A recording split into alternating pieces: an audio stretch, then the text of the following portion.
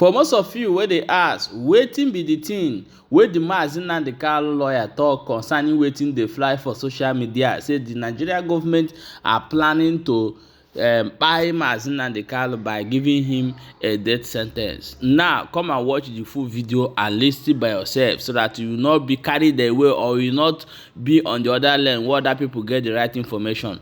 Watch this full video and share this video for more updates. Do you think that there is a possibility that Nnamdi will be released? Yeah, sure, he'll be released. How he's going to be released, I can only predict. I cannot tell you with any degree of certainty. This is not the first time this type of thing has happened. But at the end of the day, the question you have to ask is, where does Nnamdi stand? He is my client, and I stand where he stands. If he issues instructions to me, it's my duty, under the ethics of my profession, to carry them out. So where he stands is where I stand, and that is where I think the general public should stand. Where does he stand? Where he stands is that he considered IPOB almost single-handedly, and he appointed some people as principal officers. And as a lawyer, I'm here to tell you that if someone has the right to appoint you, he has the right to fire you. Yes. So if this is the issue, well, people should accept things in good faith. Even myself as a lawyer, sitting here today, and I introduce myself as his special counsel, he has the right to fire me. Yes. And if he does, I'll go home. I will not engage him in social media brickbat and war of attrition, war of words, war of blackmail, and what have you. Alright, baby, Bömb konye chikwale ya zelo. Ayabia kwa nkaisi abia. Unumana like you raw whenever there is a latest update. So this is a video interview of barrister lawyer Ejimakor on Mob TV today. In this particular video interview, Ajuru barrister lawyer Ejimakor so many things. Just like you've heard the first question, Ajuria, how sure is he that Nnamdi will be released as they head to the appeal? I'll play you guys a full video to watch. Go on know his response. Ajuru barrister lawyer Ejimakor again about this basbo snada within IPOB, between DOS, between IPOB, Jukwaya Kebe Nnamdi and where he is standing. The answer barrister lawyer Ejimakor really motivated me. He said, if Nnamdi appoints me today and tomorrow decides to fire me, I will not come on social media and begin to banter him and begin to call him name. I will quietly go back to my job and continue what I'm doing. He said a whole lot in this video. So open enough for this video. One now, you need to rewatch this particular interview from beginning to the end. A whole lot in this video. Video. Watch the video, share your thoughts on the comment section. Video share. No do kempa. Come 19 dozen we survive with fear. Enjoy the rest of the videos. I will be right back. Well, viewers, greetings to you all. My name is Ejimakor. I'm a legal practitioner and best known as a human rights activist, and I'm one of the lawyers to Nnamdi. They call me special counsel, and I'm here on invitation of Mob to speak to you all today. Thank you for having me on. Thank you so much, sir. Sir, you have been with Nnamdi for a time now. What is your relationship with him like outside the struggle, as a person, as a human being? What would you say he is like? Well, I've come to see him as my brother in the macro sense, from one evil man to the other, and we have also become very close friends. There is no way you can represent someone like him since 2017, 9 years ago, without developing some bond at the personal level. So we have bonded very strongly at the personal level. He's a wonderful individual, and I found him to be very inspiring and someone who stands behind his convictions very strongly, and it's very interesting to have him as a client. I would sometime I refer to him as my most valuable client, and I stand by it. Not valuable in terms of material resources or money or anything, but there is a lot of satisfaction that comes from representing someone. But professionally, I'm very satisfied in representing him, and I have become fulfilled professionally in many ways than one since I met him. Okay, so there's been a lot of conspiracy theories, there's been a lot of propaganda, there's been a lot of news, there's been a lot of rumor, a lot of happened. Yeah. So, but I have you here, and so we'll have to get some clarifications. Do you think that there is a possibility that Nnamdi will be released? Yeah, sure, he'll be released. How he's going to be released, I can only predict. I cannot tell you with any degree of certainty. This is not the first time this type of thing has happened. You recall in 1963 or 64, Obafemi Awolowo was tried for treason. There was no military officer or even police officer tried with him, but he was tried for treason and defined as an attempt to overthrow the federal government led by Abubakar Tafawa Balewa. He had no weapons.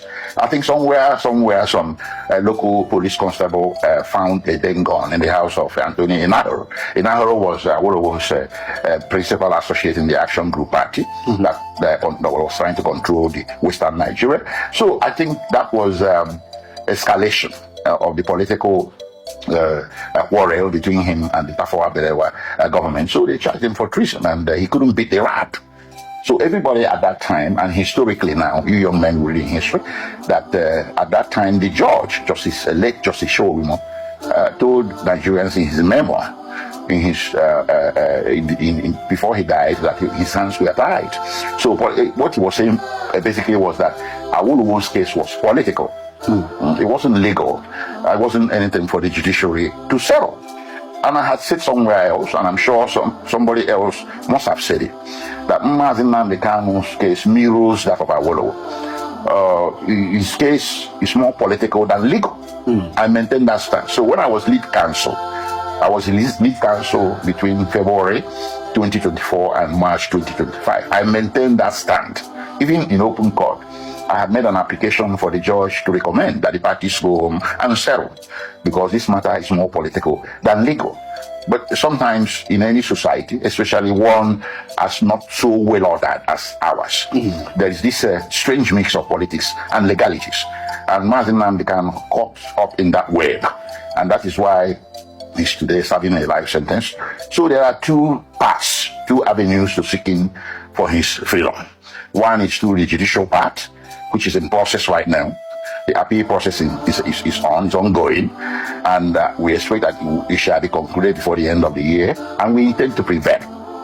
But apart from that, there is also there is a covert maneuver by some politicians or political leaders to see that this thing gets settled politically, and we're not going to put stumbling block on their part, and we're here to help. Myself particularly, if they need any information, of which they had in recent past, requested some information from me. Principally, I must mention the name of somebody who has been very forthcoming in this direction of political resolution, which is the governor of Abia State, Alex Oti. So I appreciate him, and he requested a lot of information from me, some of them quantum, some of them significant, to assist in this maneuver, to have this matter of Nnamdi Kanu resolved politically. So I have no reason to doubt his sincerity of purpose, and I also have no reason to have confidence that in the end, common sense may prevail, maybe more wisdom will prevail within the leadership of the country to say, hey, look, let's send this matter once and for all and take some political decisions. So otherwise, after all, self-determination is a political issue, it's not a legal issue. So ultimately, that, I think, is the way some of our leaders might begin to see it in days to come, or weeks or months. Okay, so let's take a break and go back to Nnamdi Kanu. Okay. You've been to Sokoto, you've been to the prison. How is he holding up? How is he coming up with this sudden reality of life sentence, of being transferred to Sokoto, far from his family, far from friends, far from rich? Well, I can tell you, a prison is not a 5-star hotel. So if I begin to tell you he's comfortable, I'll be lying, I'll be in denial. He's not comfortable, but he's not unhappy. He's not depressed. He's not stressed out. He's very strong and very upbeat and hopeful in that maxim that in the end the justice will always prevail. And he happens to be a man of excellent physical health. He does have some health challenges, just like any human being could have, and a lot of them were in the public domain when he was under the custody of DSS. So he's not healing, but he's managing those health conditions pretty well. So he's looking forward to a day soon when he shall be a free man and go home to his family, friends and associates. Talking about the judgment, what do you have to say about such a judgment that we watched on television and a lot of things that have gone around it? You have a deeper knowledge of that judgment than any other person who is commenting from the outer world, being part of the judiciary. Yeah. What is your most profound perspective of that judgment? Well, I'll just give you two views, and I will restrict myself to the horizon within which I can speak without being in contempt. Of course, the matter is sub judice. So I pick 2 points. One point is this, that Nigerians need to keep in mind that despite the carnage of NSAS, a lot of people died on both sides of the aisle. Security agents died, innocent Nigerians died in their hundreds as well, especially at Lekki Gate. Nobody was convicted to this date regarding NSAS except Nnamdi Kanu, and it wasn't even in the country. Physically available. Yes, it was mentioned in the judgment. So Nigerians need to ask themselves, anybody watching, is that right thing to do? Is one of the things that is wrong with the judgment. The only person that stands convicted as of today, check it out, you can Google it, issuing from the NSAS protest, either policeman on the other side, security agent for killing innocent people, or any of the innocent Nigerians accused of anything. Nobody has been convicted, nobody has been prosecuted except Nnamdi Kanu that has been convicted for NSAS. And he was convicted despite the fact that none of the NSAS reports, including the crime report issued from Lagos State, where most of the violence occurred, 99% of the violence occurred in Lagos State, indicted him. Never called him by name and never even mentioned IPOB. That is very strange. The second one is this show me the law thing. You know, the reason he was saying that, okay, he's a layman, people could be saying, oh, what is he talking about? He's not a lawyer. But he's a good understudy. He learns quickly. We took law books to him. He studies the law. He converted his cell block at the DSS into a legal library, to a law library. So he knows a little bit, even though from the layman's point of view. What he was trying to say is that it is not fair, not even constitutional or legal, to try someone on a repealed law. I'm a lawyer and I'm saying the same thing. The way people misunderstood it, repealed law does not obliterate the offenses, but repealed law changes the mechanism, the procedure. It changes the game. It's a game changer. I can give you an example.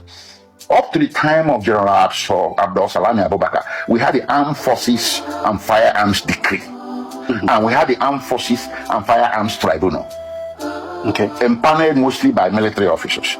And the punishment for armed robbery and some firearms offenses of the egregious kind was firing squad. And oftentimes you'll be taken to your village to be shot. Some kind of a shaming of your family. Or if you don't have a family, they take you to the bar beach in Lagos at the shooting range and shoot you. But once Abdul Salami left power and 1999 Constitution came into force, the laws of the Federation of Nigeria in relating to armed robbery and firearms reverted to the pre-existing law, which is the criminal code and the penal code for northern Nigeria and criminal code for the rest of the country. So anybody who had a pre-existing armed robbery case no longer faced a military tribunal. You faced the regular court. And the regular court convicted you, you were no longer subjected to to facing a firing squad in your village square or at the bar beach. You'll be subject to the punishment stipulated in the current law in force. And the current law in force is the criminal code or the penal code. So if they say life imprisonment, that's what you get. If they say 15 years imprisonment, that's what you get. But in Nnamdi Kanu's case, the law changed after the offenses were preferred against him. So he was in the process when the law changed. And there are advantages brought by the new law.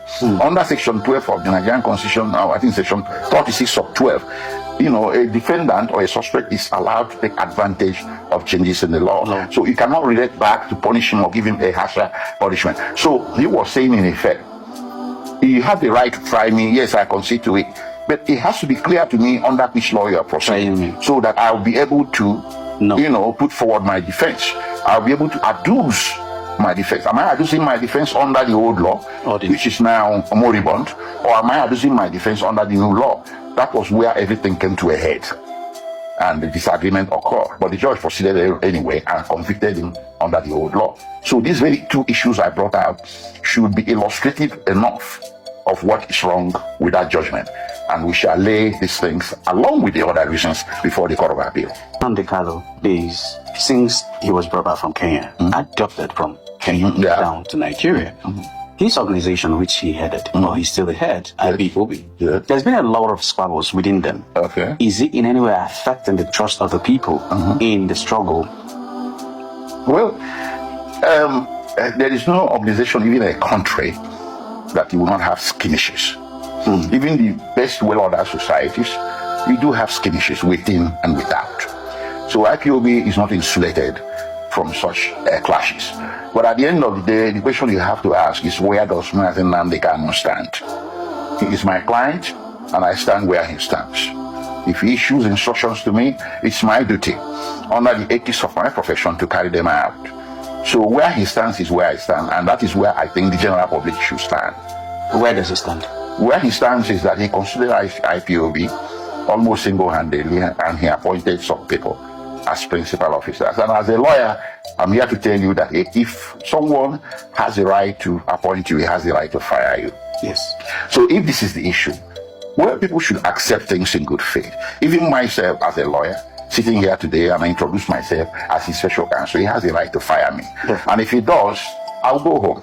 I will not engage him in social media brickbat and war of attrition, war of words, war of blackmail, and what have you. So if any one of you is listening, and Nnamdi Kanu appointed you to a certain office in the IPOB, and he says, I've lost confidence in you, or I think you are tired, you should go home, let me appoint someone else.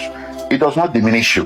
No. He has the right to do that. But you get diminished when you challenge that. IPOB is not a gainful employment where you have employees' rights and so on and so forth, and you take your boss to court for firing you. It's not. It's a freedom fighting movement that should have strict and narrowly tailored command and control that should stop at the hands of Nnamdi Kanu. The buck stops at his table.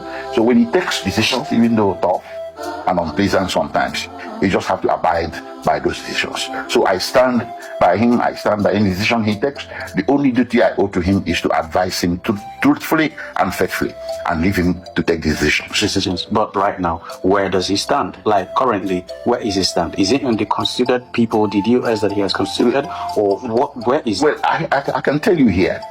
I've answered the question. Okay. He stands by the fact that if I constituted you and unconstituted you, you should go home. Okay. So if he constituted some people you mentioned, and he decides, I'm going to reconstitute you, yes, or I'm going to send some of you home, so you can take a rest, let younger people or more committed people or whatever people should take over for now. You go home. You don't challenge him on the theory that I had enunciated before. It applies to me. If he tells me, "Lawyer, give me your file, my file, and I don't want you to represent me anymore," I'll go home, and he will forever remain my friend. I will not come to social media and start attacking him and blackmailing him and try to form some kind of parallel legal practice against him, or take him to court or whatever. Lawyers, we have our own strength. So I will not start fighting my ex-client. Rather, I will find a way to make him my friend. He could call me again in the future for some other assignment. Yes. All right, sir. So this struggle, to the best of our knowledge, did not start today. Yeah. Way beyond the Civil War, which happened in 1967 to 1970. Gowon played a capital role in the war. And 3 million people were lost. And just a few days ago, he made a statement that palm trees were fired. That? Palm trees were fired. That his army were shooting the palm trees. How would you respond to that? Well, that statement is quite unfortunate. I was among the very first people that came out, because I read his book quickly. I had access to the e-copy of the book, General Gowon. Yes. I respect him as an elder statesman. But I also had the right to criticize him. Definitely. He's not beyond reproach. Even the Pope is not infallible. So I read his book and I found some faults in the book, maybe some distorted historical accounts. And I read other books, and I'm not a small boy. I was born way before the war.